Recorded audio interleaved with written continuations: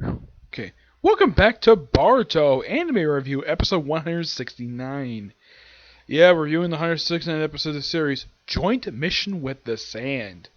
The episode starts off basically where we see Shikadai and Choto checking on Boruto and Sadara. Excuse me. During training, Kakashi's seen briefly at the start of the episode, though he is going to show up next week, but he's only seen just briefly at the start of it, and that's it for him. Sasuke is seen training with Sadara trying to prove her Sharingan.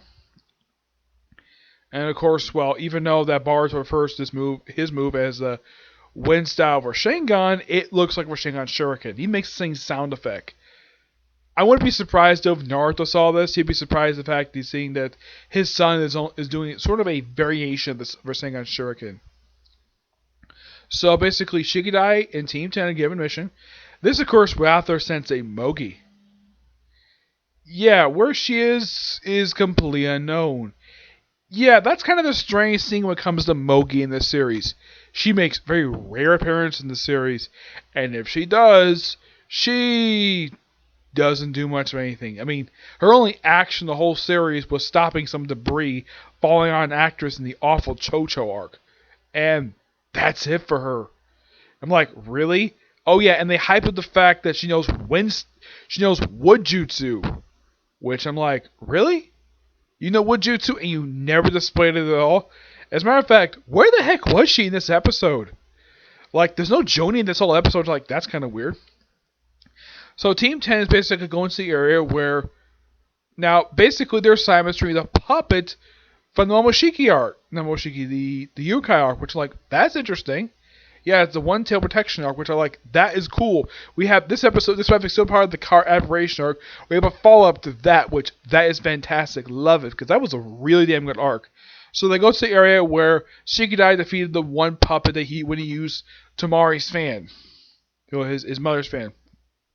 And they get there via Thunder Train. Yep, if this was the old series, the team would basically be running the Sand Village. But because they have Thunder Train, why not use it? Thunder Train itself, despite it being in the series, it's not really used that very much in the series. Yeah, this is the first time seeing this series where you have. This is probably the first time since, I would say, Mitsuki's disappearance arc that.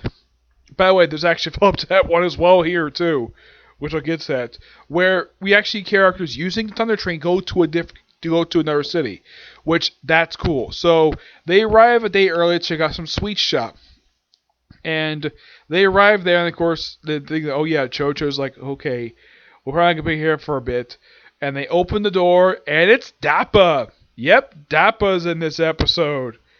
And first, eating at this restaurant they just happen to go to, and they arrive, and the whole place is basically gone. They basically just arrived at a massacre. So they pretty much spend the next day afterwards being grilled over information over what happened here. And of course, Shikadai meets up with the Sand Shinobi, which happens to be his cousin's team, Shiki's team, which that's interesting. Which they themselves, this is another thing that follows up what happened during the events of the Urukai arc, where they go out. Now, before I continue this, there's also a little minor scene where at the medical plant, where Konohamaru and Morotu are following somebody down to this elevator, and at this elevator is the doctor from the Momoshiki disappearance arc, with the Momoshiki. The Mitsuki disappearance, I'm like, really? Yeah, and apparently Konohamaru says, oh yeah, he was part of the coup d'etat against the village hidden in the earth. Like, oh wow, that's something. Yeah, basically bringing back a character from probably by far the most negatively received arc of the entire series. Yes, out of all the arcs, I mean, yeah, the Ghost arc is nothing much to sneeze at when it comes to pretty decent arc itself, but Momoshiki arc, oh my gosh, this thing just, like, it's long. That arc was so long because the writers of the series wanted to drag out throughout the rest of the year because apparently they wanted to delay it. They apparently they stretch out for no apparent reason at all. But I'm harping on an arc that happened like almost 2 years ago. Yes. Of course, the problem with that arc was its pacing. Oh my gosh, the pacing was terrible. Like, it took like 10 episodes in, like 20, I think it was like 10, 15 episodes, and realized that, oh yeah, the characters haven't eaten in 3 days. Yes. So, the doctor somehow is alive, despite the fact that when I was thinking about the arc, like, wait, didn't some debris fall on you and weren't you killed by the main villain in the arc? Apparently he's alive and well. Somehow. Either this is a clone or somehow he managed to survive being crushed by debris. Yes, that's what happened with this guy. Somehow he managed to stay alive, so we have another loose end, basically, this episode I follow up with. So from a really good arc and a not so popular arc. So they fall into the elevator and they figure that, okay, we need to figure out how to be on this elevator. That's probably where the Rosmer still is. And that's it for Konohamaru this episode. So then we have, well, them finding the puppet that was from that was one of the Moroki puppets, which I'm like, they find it really easily. Like, oh, they have, I think his name is, he's the one wearing the mask, and he's the one who knows the puppet jutsu.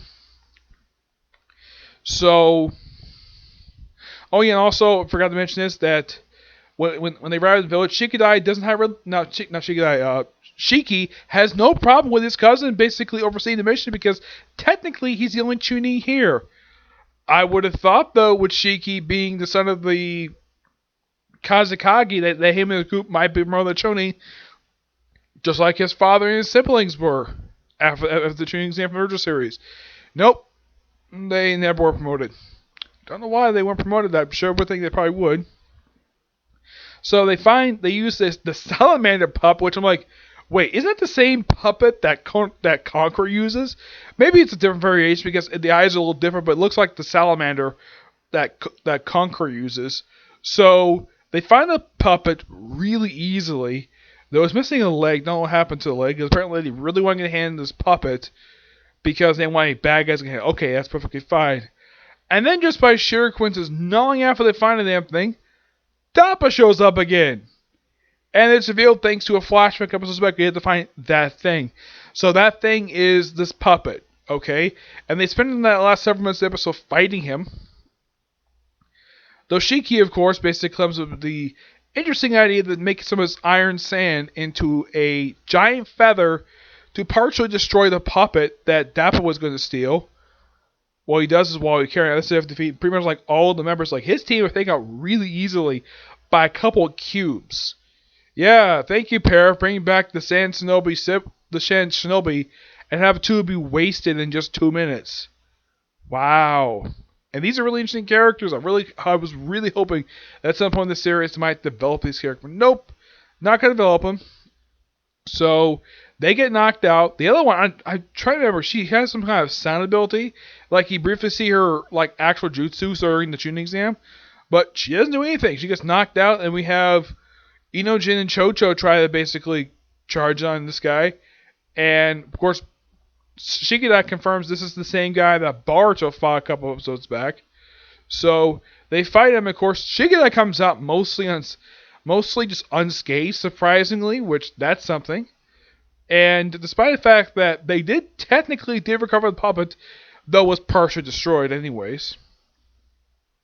Yeah, Shiki destroyed the body, but it's presumed, like, right after Dappa left, that Shikidai must have taken the Sand Shinobi and his own team to the hospital, then reported back to Naruto and his father Shikamaru. Yeah, it's like, oh, we just cut to seeing Shikidai in Naruto's office and confirmed that, yep, this is the same guy that Boruto fought.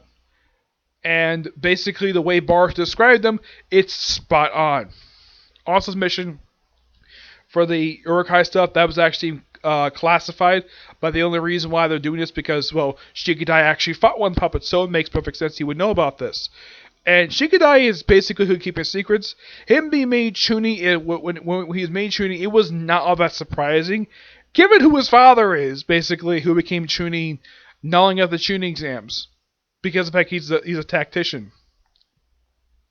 So even though his team were pretty much beaten, they did kind of succeed in their mission recovering the puppet, even though it was partially destroyed. But yes, they did succeed in recovering the puppet. and it did not fall in the hands of Kara. Like, they don't think it was Kara, but yeah, this guy works for Kara. Oh yeah, and also the doctor from the moment she disappears. It turns out he actually works for the organization, which I'm like, that's interesting. While we're in a line, Victor, who's the owner of this company, yeah, he is one of the people who works for Kara. As a matter of fact, in the manga, he's dead.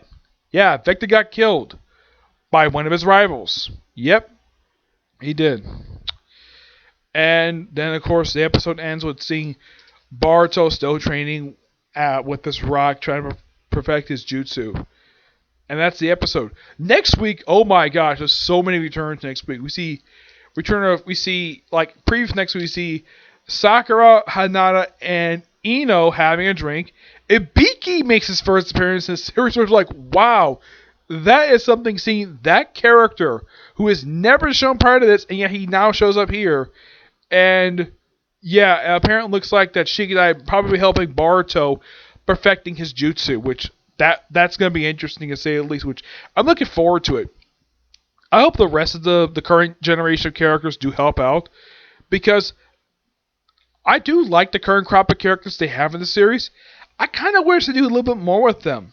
Kind of like the way they did in the original Naruto series, but having the current generation of Genin, or one of them being Chunin now, doing these special joint missions, basically where all of them work together. And there's basically about 4 teams. There's Team 7, Team 10, there is Lee's team, there is the all-female lineup, and you have that one team which one of the members just had to be Big Bang Kakashi. You got 5 Genin teams. 3 teams. You have 3 members each. You got basically about 15 people. Excuse me. So could we have a potential? We could have a potential let's just say team up episode where they all work together. Besides what happened in the Byakuya gang arc. Yeah. All in all, really good episode. The best thing about this episode is the writing. Oh my gosh, the writing is so good in this episode. The fight sequences are really good. The only weakness in this episode is the Sand Shinobi being wasted. Aside from that, it's a damn good episode. Okay, so that's it for Single View. My next view, back to Sarah for the end to do my second part of my reviews. Basically, I'm going to do episode 6 and do my review for it. Okay, see you next video. Bye.